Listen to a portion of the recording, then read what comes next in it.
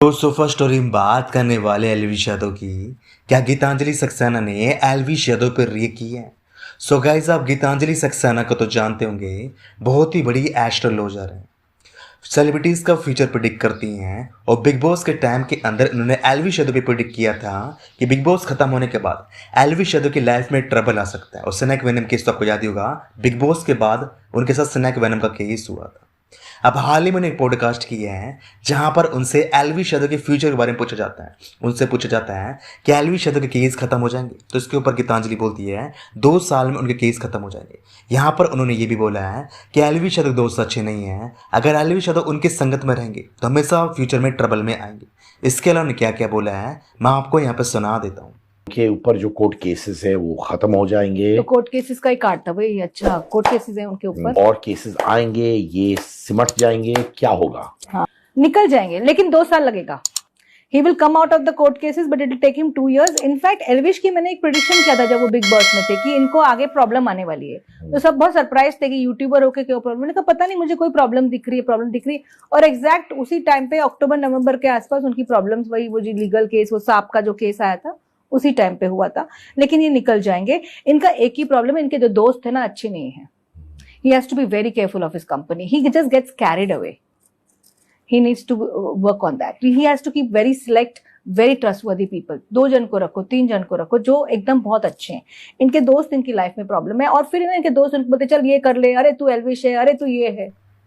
And दोस्तों, आपका इसके ऊपर क्या ओपिनियन है आप हमें कमेंट सेक्शन बता सकते हैं। तो नेक्स्ट स्टोरी में बात करने वाले फुकरा इंसान की। तो क्या बेबी ध्रुवे ने फुकरा इंसान को ट्रोल कर दिया?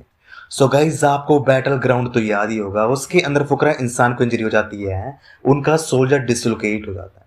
अब इसी के ऊपर बेबी ध्रुवे का रिएक्शन आता है।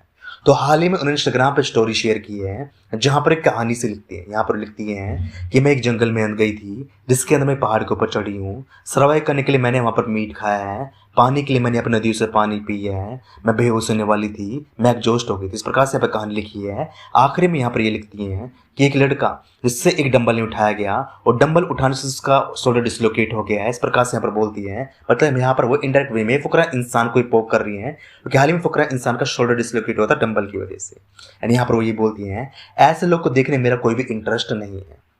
एंड दोस्तों, आपका इसके ऊपर क्या ओपिनियन है आप हमें कमेंट सेक्शन में बता सकते हैं। फुकरा इंसान की बात करें तो नेक्स्ट स्टोरी भी फुकरा इंसान से जुड़ी हुई है। क्या मनीष रानी के फैंस और फुकरा इंसान के फैंस के बीच में लफड़ा हो गया? सो गाइस, आपको पता ही होगा फुकरा इंसान और मनीषा रानी का कोलाब आया था। देन उसी के बाद से मनीषा रानी के फैंस और फुकरा इंसान के फैंस के बीच में क्लैश हो जाता है। एक मनीषा रानी का फैंस यहाँ पर ट्वीट करता है जिसके अंदर वो बोलता है कि मनीषा की वजह से फुकरा का इंसान नंबर 1 हुआ है, फुकरा इंसान का शो नंबर 1 हुआ है।